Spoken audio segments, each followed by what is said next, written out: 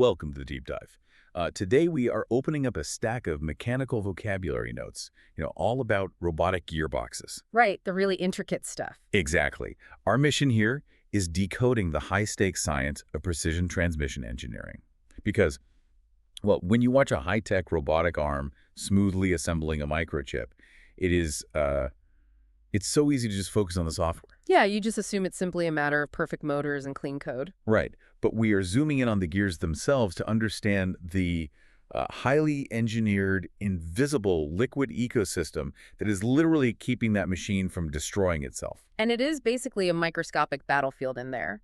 And to understand how engineers actually win that battle, we have to look at what happens at the point of maximum stress. Right. So picture the sheer weight and force of an industrial robotic arm lifting, like a heavy car door. Inside its joints, you have metal grinding against metal under just intense pressure. And without protection, the flex-spline teeth, those are the flexible inner gears transferring all that power. They would experience something called sintering. Sintering. So basically, the friction creates so much heat that the metal teeth temporarily weld together, right? Only to then violently tear each other apart as the gear keeps turning. Exactly, yeah. It's brutal. So to stop that tearing, the grease relies on extreme pressure, or EP additives. These are usually sulfur or phosphorus compounds, but they don't just sit statically in the fluid. Don't. No. When the temperature and pressure spike from that metal-on-metal friction, these chemicals physically react with the metal surface itself. They actually forge this microscopic chemical shield. Okay, wow. So the EP additives act like a reactive armor against heat and friction. But controlling that friction in the first place comes down to the physical thickness of the oil itself, right? The base oil viscosity. Exactly. Imagine you are the engineer designing this robotic arm. You have to choose between a fluid that flows like honey or, a fluid that flows like water. And I'm guessing the choice is the ultimate engineering trade-off. Because a high-viscosity oil, like the honey, gives you fantastic load capacity and shock absorption, right? Right. But it creates heavy drag. Yeah, what engineers call churning loss. Right. Which means if you want the robot to move incredibly fast with almost zero drag, you would switch to the watery, low-viscosity oil. But wait, wouldn't thinning out the fluid mean sacrificing the physical thickness of that protective barrier? It does, yeah. You gain speed and cold weather performance, but you have to engineer that fluid film's thickness flawlessly. Because honestly, if that thin film collapses, your gears are basically metal confetti. Wow, metal confetti. Okay, so we have this carefully balanced, chemically reactive fluid, but getting it to the right place requires a mechanism that, honestly, it sounds like a glitch. The notes talk about a process called oil separation, or bleeding. Right, bleeding. But wait, if the base oil physically separates from its soap-based thickener, doesn't that mean the grease is breaking down? Like, why would we ever want it to bleed? It does sound like a critical failure, I know. And, prolonged high-temperature bleeding will definitely dry out and ruin the gearbox, but engineers actually design the grease to bleed just a little bit entirely on purpose. On purpose? Why? Well, gearboxes have these dead corners. They are tiny, microscopic crevices packed tightly together. The base oil needs to bleed out of its thickener structure to actually seep into those corners. Oh, I see. It's a built-in delivery system. Exactly. And that precise delivery gets us to the holy grail of gear engineering, which is hydrodynamic lubrication. I've seen that term in the notes.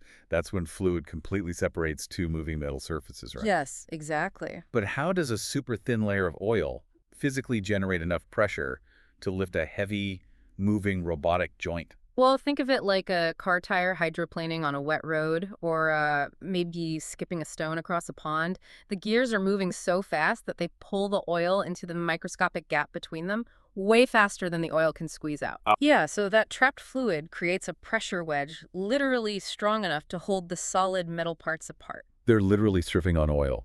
That is wild. Surfing is a really great way to picture it, actually. And maintaining that hydrodynamic surfing state is really the only way crucial components can survive, like the wave generator bearing, which acts as the spinning elliptical heart of the gearbox.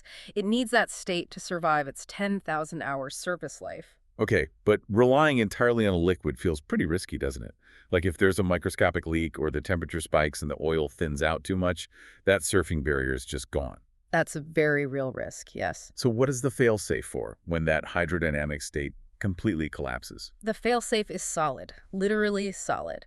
Engineers pack an emergency parachute in the form of solid lubricants.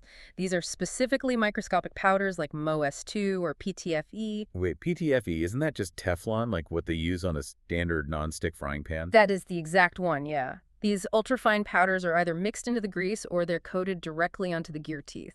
Okay, so if the fluid film fails and metal starts rushing toward metal, this solid Teflon-like coating acts as a final physical barrier to prevent catastrophic failure. You got it. It's the absolute last line of defense. So you're basically dusting the gears in microscopic Teflon as a last resort.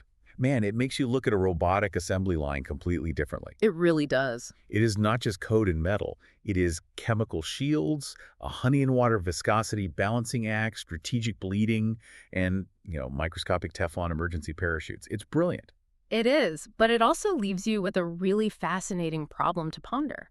Because as we push the boundaries of technology, we're sending robots into much more extreme environments, like the freezing vacuum of outer space. Oh, wow, where traditional liquid oils might just freeze solid or boil away instantly. Exactly. So how will the engineers of tomorrow design these microscopic liquid defenses when the very rules of the battlefield completely change?